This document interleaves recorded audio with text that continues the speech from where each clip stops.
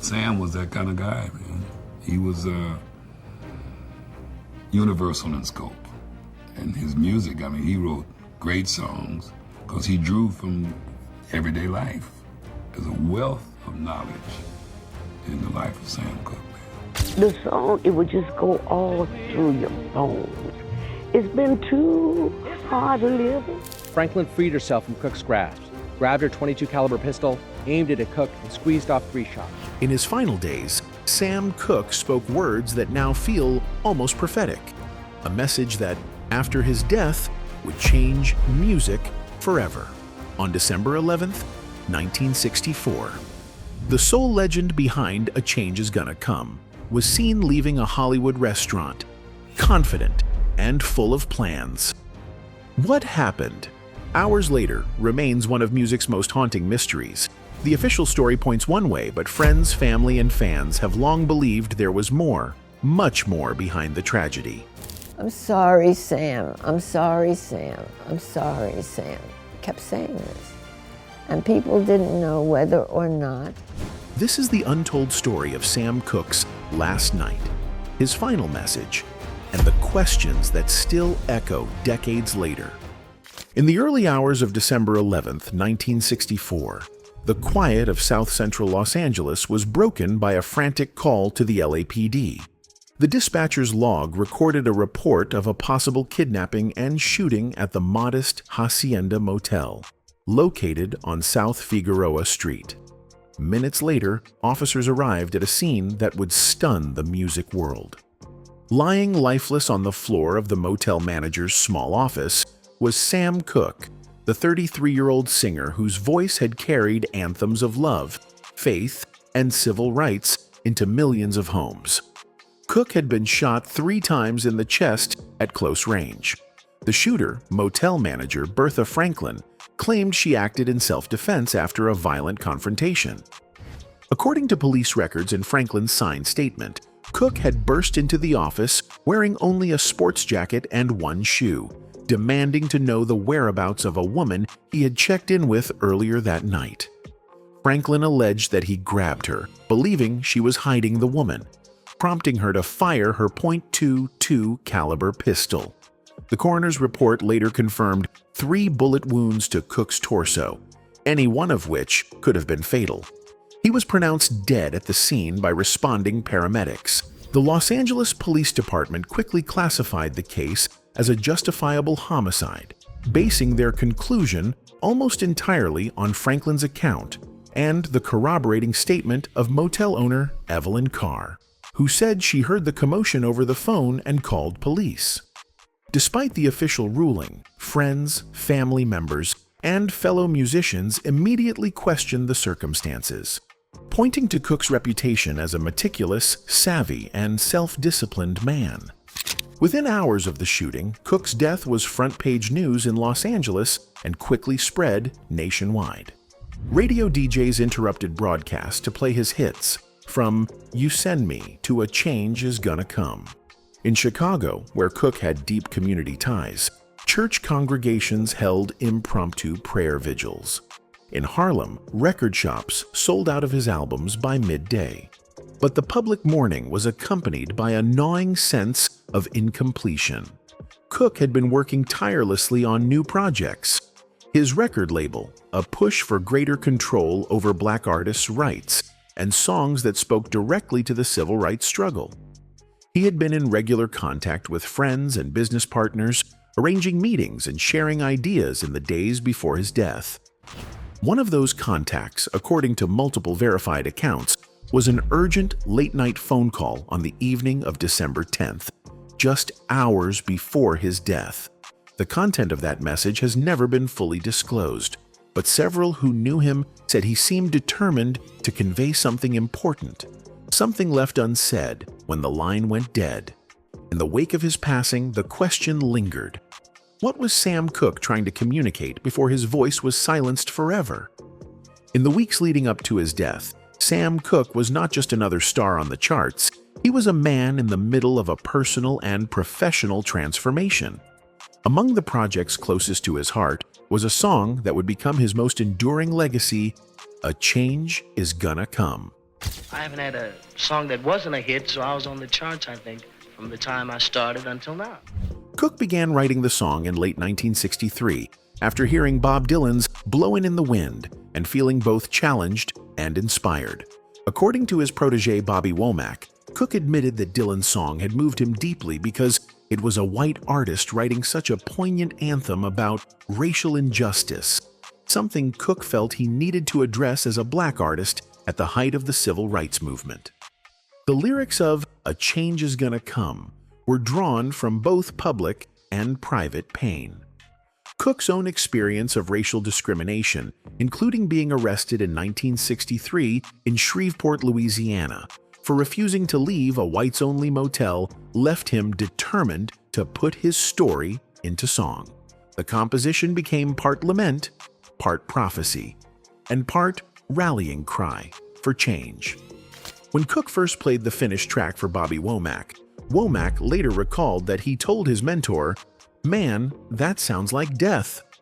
Cooke reportedly agreed, saying the song felt so heavy with meaning that he sensed it was about more than life. It was about finality. In fact, Cooke only performed it live once, during a February 1964 appearance on The Tonight Show starring Johnny Carson, a broadcast now lost to history due to the network's takeover policy. By December 1964, just 2 weeks before the single's scheduled release, Cooke's career was entering a new phase. Through his company, Tracy Limited, named after his daughter, he had secured ownership of his publishing rights and was operating his own label, SAR Records. These moves gave him unprecedented control in an industry notorious for exploiting black artists. Under SAR, Cooke nurtured emerging talent like the Valentinos, featuring the Womack brothers, and gospel acts such as the Soul Stirrers, the group that first brought him to fame. Cooke was also becoming increasingly vocal about civil rights. He performed at benefit concerts, met with movement leaders, and used his platform to speak about economic empowerment for African Americans. His friends and associates later recalled that, in those last weeks, Cooke spoke often about wanting to bridge his music with a larger mission, one that went beyond entertainment to uplift and inspire. Barack Obama referred to the song after winning the 2008 election. It's been a long time coming, but tonight, change has come to America. On the night of December 11, 1964, that mission was still in motion. A Change Is Gonna Come was ready to be released. The groundwork for an artist-owned business empire was being laid. Conversations about tours, television appearances, and political activism were already underway. But that night's events cut everything short. The song that had been his final public statement, a deeply personal reflection on struggle and hope, would be released posthumously, transforming it from a private prophecy into a universal hymn for change. And so the question lingered. Was A Change Is Gonna Come simply Sam Cooke's masterpiece? Or was it also the last piece of a message he never got the chance to finish delivering? The official account came from motel manager Bertha Franklin and was swiftly accepted by the Los Angeles Police Department. According to her signed statement, in the early morning hours of December 11, 1964, Sam Cooke, wearing only a sport jacket and one shoe, burst into her small office at the Hacienda Motel. He was agitated, demanding to know the whereabouts of Elisa Boyer, the woman who had accompanied him earlier that evening. Franklin claimed that when she told him Boyer was gone, Cooke became aggressive, grabbed her, and pinned her against a wall. She said she broke free, retrieved her pistol, and fired 3 times in self-defense. The coroner's jury accepted Franklin's version and ruled the death a justifiable homicide, effectively closing the case. But almost immediately, the details began to unravel under scrutiny. According to People magazine's investigation and contemporary police reports, Cooke's death was caused by bullets from a .22 caliber pistol. Franklin's registered firearm, however, was a .32 caliber pistol. This discrepancy has never been officially resolved, and it raises the question of whether the weapon Franklin claimed to use was even the one that killed Cooke. The autopsy was performed the same day as his death, but the bullet recovered from Cooke's body reportedly disappeared from police evidence soon afterward. Without the bullet for ballistic testing, the caliber mismatch could never be conclusively addressed. Soul legend Etta James, who viewed Cooke's body at the funeral home, later described seeing injuries that went far beyond what Franklin and the police had reported. James told people and recounted in her autobiography that Cooke's head appeared to be nearly separated from his shoulders. His hands were broken, and his body was covered in bruises. She flatly rejected the idea that these wounds could have been caused solely by Franklin hitting him with a broomstick, as the official version suggested. Elisa Boyer, the woman at the center of the night's events, told police she had fled Cooke's motel room because she feared for her safety. Yet, not long after Cooke's death, Boyer was arrested on prostitution charges. Bertha Franklin herself had a prior criminal record, including reported convictions for gambling. Friends said Cooke was known to carry large amounts of cash. On that night, multiple accounts, including The Independent, reported he had as much as $5,000 with him. That money was never logged into police evidence and was never found.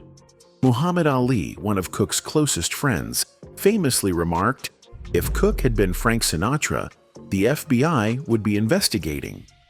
Many contemporaries echoed this sentiment, believing the LAPD had shown racial indifference in how quickly they closed the case without a deeper inquiry into conflicting evidence. Are just doing music and making great music. No one's in any box. Everyone's doing things, all these collabs. These contradictions, weapon discrepancies, vanished evidence, unexplained injuries, suspicious associations, missing money, and a lack of investigative rigor only fueled public suspicion. While the police report offered a neat conclusion, fans, friends, and fellow musicians believed there was much more to the story. The Independent noted that many believed Cooke had been lured into a setup, a honey trap designed to rob him, possibly orchestrated by Boyer and Franklin. Others pointed to Cooke's growing influence in the music business and his outspoken activism, suggesting that powerful figures might have seen him as a threat. Officially, the case remains closed, but the inconsistencies surrounding that night have left it one of the most debated deaths in music history. Most who knew the singer refused to accept the official story, and over the ensuing weeks and months, Cooke's associates, as well as scores of journalists and others who have looked into the matter, uncovered new evidence from which an alternative narrative emerged. By the early 1960s, Sam Cooke had achieved what many considered the pinnacle of success for a black recording artist: chart-topping hits, national fame, and crossover appeal. But Cooke was never content to remain just a performer. He was a strategist, a man with a clear vision for artistic ownership and economic independence at a time when the music industry was overwhelmingly controlled by white executives. You solidified your own career as far as the singing and the records go. What do you hope to do in the future? You're doing different things now, aren't you? Yeah, well, now, Dick, I'm working mostly with other young singers, In 1961, Cooke founded SAR Records, an independent label created with his business partners J.W. Alexander and S.R. Crane. The label's initials stood for Sam, Alex, and Roy, and its roster focused on gospel-rooted artists such as the Soul Stirrers, the Sims Twins, and the Valentinos, featuring a young Bobby Womack. Cooke's goal was twofold: to create a platform where black artists could record and release music without exploitation, and to own the master recordings outright, an almost unheard-of arrangement for a black artist in that era. In addition to SAR, Cooke established Tracy Limited, his own publishing company named after his daughter. This move allowed him to retain control over his songwriting catalog, ensuring royalties and licensing decisions remained in his hands rather than a corporate publisher's. Such autonomy put him at odds with traditional record label executives, who were used to controlling artists' creative output and financial rights. According to Teachrock, Cooke pushed back against restrictive contracts and refused to give up ownership of his music, a stance that led to tense negotiations with his own label, RCA. But Cooke's ambitions went beyond the music business. He was forging deep connections with prominent civil rights leaders and cultural figures, including Malcolm X, Muhammad Ali, and Jim Brown. This circle of influence represented a powerful intersection of sports, entertainment, and black political activism in the early 1960s. Cooke wasn't just a friend to these men. He was aligned with their shared vision of racial pride, self-determination, and economic empowerment. In interviews and behind closed doors, Cooke expressed his belief that black entertainers should use their fame to build institutions, create jobs, and fund causes that challenged systemic racism. His 1964 song, "A Change Is Gonna Come," was both a personal statement and a public declaration of solidarity with the movement for racial equality. The combination of Cooke's financial independence, outspoken activism, and close proximity to influential black leaders made him a rare and potentially threatening figure in the America of 1964. At a time when civil rights protests were met with violence and economic retaliation, Cooke's refusal to compromise placed him in what many considered dangerous company. Friends later recalled that in the months before his death, Cooke seemed to sense both the promise and the peril of his position. He was planning national tours, expanding SAR Records' reach, and exploring television opportunities that would give him direct access to audiences without industry gatekeepers. He was, in short, on the brink of redefining what it meant to be a black artist in America, and that made his sudden death all the more shocking. News of Sam Cooke's death on December 11, 1964, spread with the speed and shock of a national tragedy. Across the United States, radio stations interrupted broadcasts to play his music. In black communities from Los Angeles to Harlem, his voice, so often a source of joy and inspiration, now carried the weight of mourning. Sam was a prince of a man. He just had everything going for him. Sam had the looks, he had the voice, he had the manner. The grief was visible and vast. In Chicago, Cooke's adopted hometown, an estimated 200,000 people lined the streets in bitter winter cold to pay their respects. His body lay in state at A.R. Leake Funeral Home, where fans filed past for hours. Some wept openly, others touched his casket or whispered prayers. In Los Angeles, thousands more gathered at Mount Sinai Baptist Church for a second service.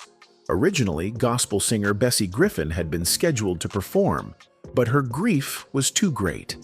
In her place, Ray Charles delivered a stirring, tear-filled rendition of the Angels' "Keep Watching Over Me," his voice cracking as the congregation wept. The ceremonies were both public and deeply personal. Cooke's family, friends, and fellow musicians spoke of a man whose artistry was matched by his ambition, someone who had risen from the gospel circuit to change the sound and business of American music. Civil rights leaders quietly noted the loss of a powerful ally whose growing influence had extended well beyond the stage.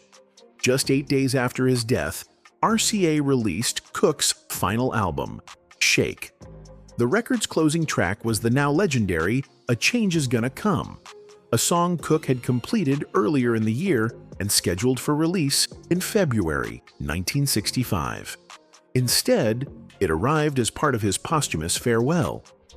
The song's opening line, "I was born by the river in a little tent," took on an almost prophetic quality. Its blend of desperation and hope, drawn from Cooke's personal struggles and the national civil rights battle, resonated even more deeply in the wake of his sudden death. Within weeks, it became an unofficial anthem for the movement, performed at rallies, marches, and memorials for other fallen activists. Over the decades, "A Change Is Gonna Come" would be covered by countless artists, quoted by politicians, and featured in documentaries about the civil rights era. Yet its origins, rooted in Cooke's own pain, pride, and determination, remained inseparable from the story of his life and the questions surrounding his death. Sam Cooke had left behind more than music.